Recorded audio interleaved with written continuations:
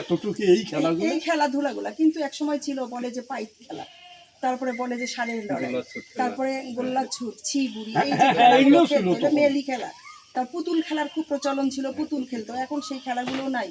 যেমন নৌকা, নদীমাতৃক দেশ আমাদের, নৌকা বাইচ হতো, ষাঁড়ের লড়াই হতো, লাঠি খেলা হতো, লাঠি খেলা ছিল, লাঠি খেলা কিন্তু প্রায় আপনি কি দেখেছেন লাঠি খেলা?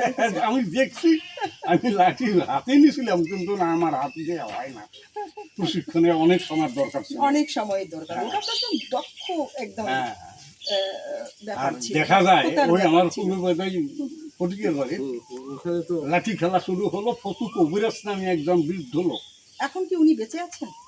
ফতু কবিরাজ না, মারা গেছে। ওই পরিবারের কারোর সঙ্গে কি আমি দেখা করতে পারবো? আছে কি আমার কি? আছে, তার ছেলে আছে আর কি। যারা লাঠি খেলা কি এখনো প্রচলন আছে? প্রচলন আর নাই এখন, আর ওই লোকগুলোই নেই, খেলোয়াড় গুলোই নেই। এখন যে নতুন আমাদের ইয়াটা আসছে, ব্যাচটা আসছে, এগুলো আর সব বন্ধ।